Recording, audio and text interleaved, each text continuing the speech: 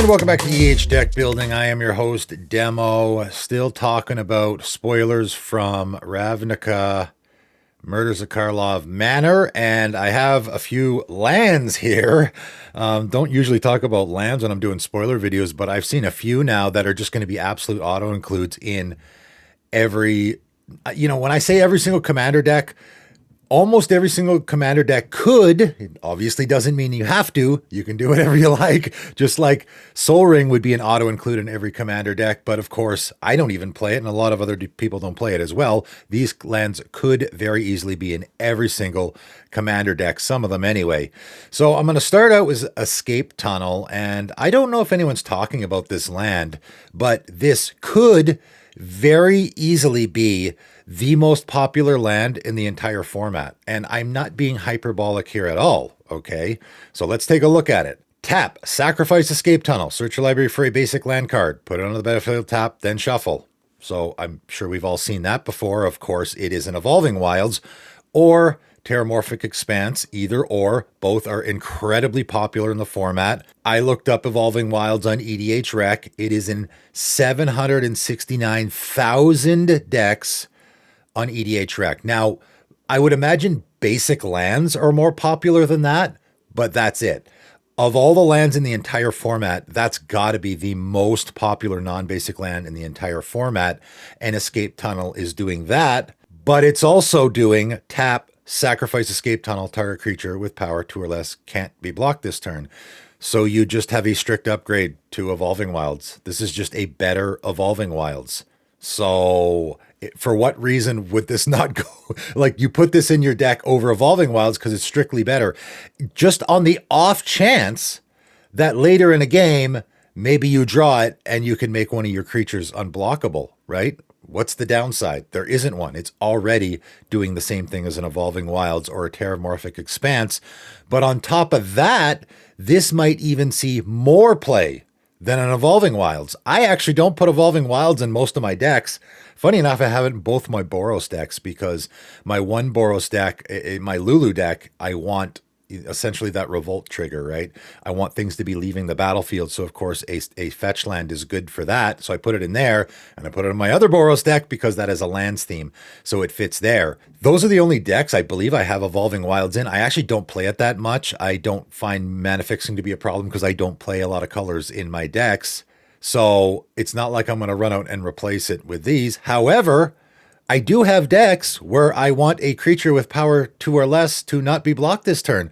So this card I'll actually be playing more than I would be playing an Evolving Wilds because it has 2 abilities. Yeah, the first one's great. Obviously, early in the game, I can use that. Later in the game, I can use the part that makes creatures unblockable. This could very well be the most popular land in the entire, I guess the most popular non-basic land in the entire Commander format at some point. Could be, maybe not. I don't even know if people are really talking about this, but it's just a strict upgrade to an Evolving Wilds. So why wouldn't you, right? All right, let's talk about this land cycle that I'm sure is already getting a lot of buzz. It is the Surveil land cycle, whatever you want to call this. You have the Temple series, right? Which I actually used to put in all my decks, and I've started moving away from, and now I'm going to move away from it even more. And in fact, again, we're in the situation now where just a strict upgrade, right? So it's going to replace all those lands in my decks likely. And the reason why, let's talk about Shadowy Backstreet here. It is a land plains swamp. So that's the big part, right? The strict upgrade part here is the fact that this has the land types. Enters the battlefield tapped, like you would see from the Temple series. When it enters the battlefield, you surveil one rather than scry one, and surveil, just a strict upgrade to scrying, I think, right? Because, of course, with Surveil, you have the option to put it in your graveyard, and there's a whole lot of decks out there that want stuff in their graveyard. Putting something on the bottom of your library there's very little, what's the advantage to that over putting it in your graveyard? What's the advantage putting in your graveyard? There's tons of decks that want to be doing that. What's the deck that wants to put stuff on the bottom of your library? I guess there is the Scry Tribal decks. There you go. Any deck that's actually doing the whenever you scry that stuff, but putting a card on top bottom of your library, very little advantage to that typically. For sure, there is way, way more decks that want to be surveilling. So I would say Surveil is just a strict upgrade to Scry. And then on top of that, you have the land types.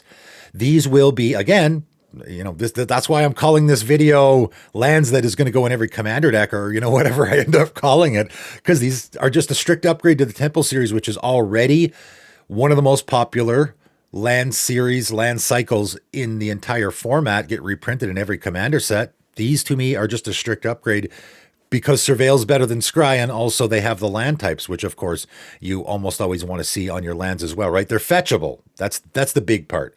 There's a couple reasons you might want to play it, but they're fetchable. You can go get them with, fetch lands. You can go get them with your Farseek or your Nature's Lore, right? I mean, I guess you can go get them in your Deep Gnome Terramancer as well, right? Strict upgrade. So they're going to go in every commander deck. You don't have to, certainly. Your deck's not going to be lacking because of it, but there's no reason not to. So some of the most auto-include lands I've seen in a long time. Here's another land that could very easily fit into a whole ton of decks. Scene of the Crime. It's an artifact land and it's a clue. So for that reason alone, if we ignore everything else, okay, you now have a land. First of all, it's an artifact land. So any of those decks that want artifact lands for a variety of reasons.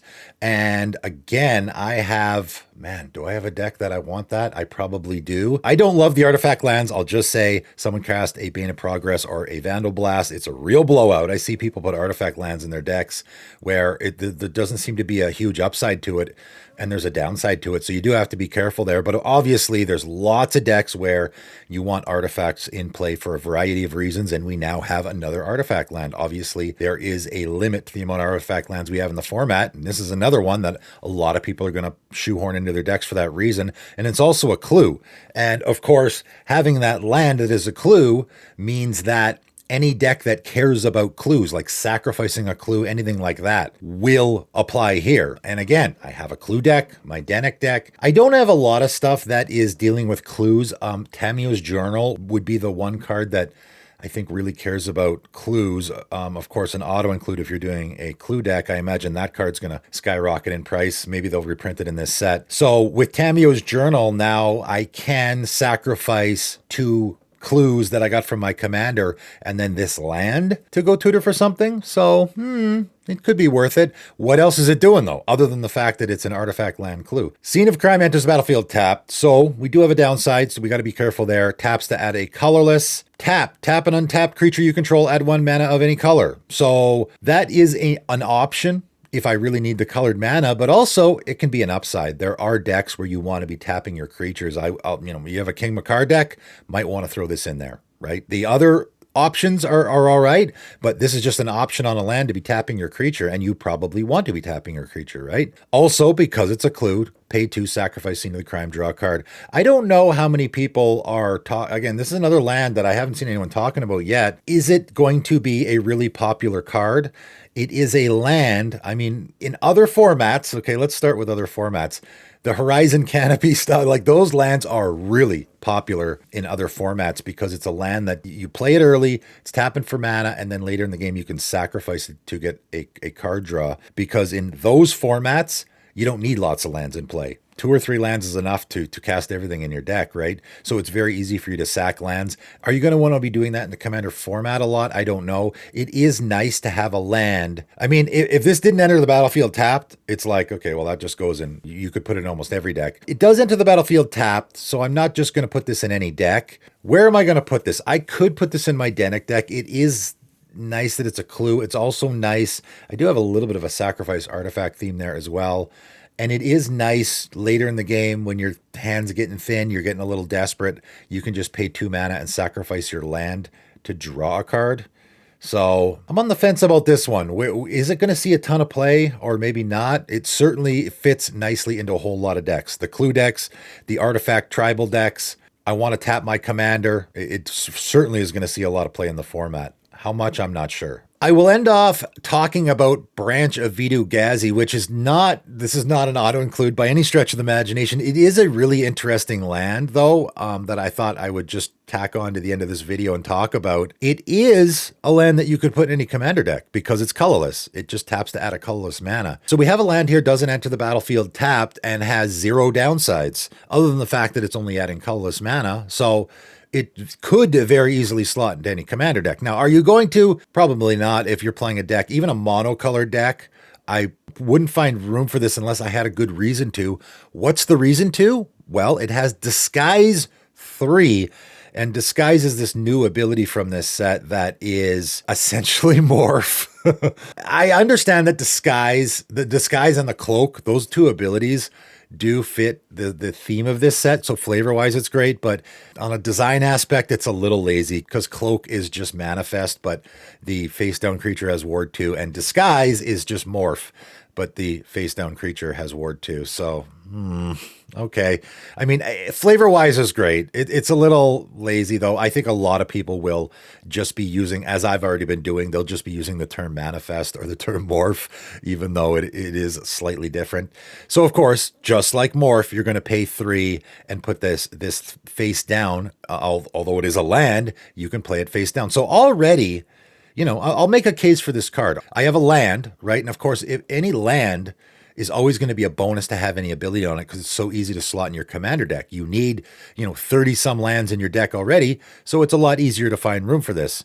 So I have a land that I can put in my deck that, obviously on turn 1 or 2 or 3, I can just play it as a land, tap it for mana, doesn't enter the battlefield tapped. But if I draw it on like turn 8 and I really need creatures in play for blockers or attackers, so I can just play it face down as a creature. By the way, there already is a land that does that, Zoetic Cavern, which I have in my Omarthus deck because I can manifest it. So again, giving you some ideas for where this land can go as well. If I incidentally manifest it with my commander's ability, now I can morph it, which is kind of neat. I mean, it's a fringe scenario, but I can flip it over and it sort of becomes ramp.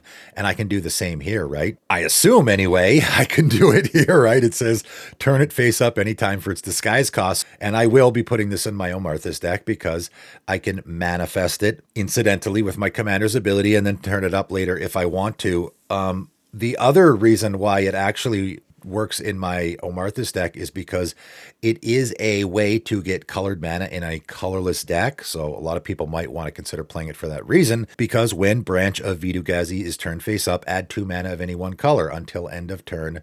You don't lose this mana as steps and phases end. So this is a colorless option for getting colored mana. In a colorless deck, you're looking for lots of options for colorless lands anyway. So there's 0 downside in a colorless deck, and you might have an upside here. This card could very easily go in any colorless deck, and maybe you'll need a creature later on, or maybe you'll need the colored mana for whatever reason. I have Lux Artillery in my Omarthus deck. That's why the colored mana actually helps sometimes. When you flip this guy over, it is a land that you can immediately tap for mana, and it's also giving you 2 colored mana. So you're getting the 3 mana you just paid. So there's really no downside at all.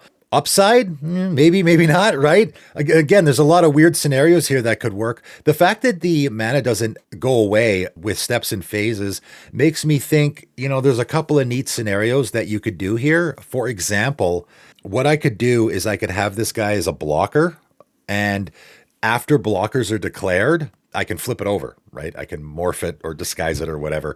I flip it over, and now because it's not a creature anymore, it will get removed from combat. It's obviously not going to take damage, right? So I chump with it, and then after blockers are declared, I flip it over, and it becomes a land, and I'm not out anything. The 2 mana sticks around through combat, so I can use it on my second main phase. Right? So there's just a really neat scenario that you can do with this land. I don't know if anyone's going to be running out and grabbing copies of this so they can shoehorn it into their decks, but there is a few really neat upsides to this land and almost no downside. If you have some other way to turn it face up without paying the mana, that's another great way to use it, right? So and I think there are a couple commanders from this set where that is the case. If you can just flip it over without paying the mana, then you're just up mana. It's a neat card. It's a really neat card. I'm going to, like I said, I'll throw it in my Omarthus deck. Maybe people could think of some other really interesting fringe scenarios where this card might be good. Certainly is going to go on a lot of decks, though, I think. There you go. Bunch of lands coming out from Murders of Karlov Manor that I think are going to win a ton of decks, especially Escape Tunnel. Again, it could very easily be the most popular non-basic land in the entire format at some point. It could. I'm not saying it's going to. It certainly could. It wouldn't surprise me in the least. You guys let me know in the comments what you think of these cards. That is it for today, and thanks for tuning in.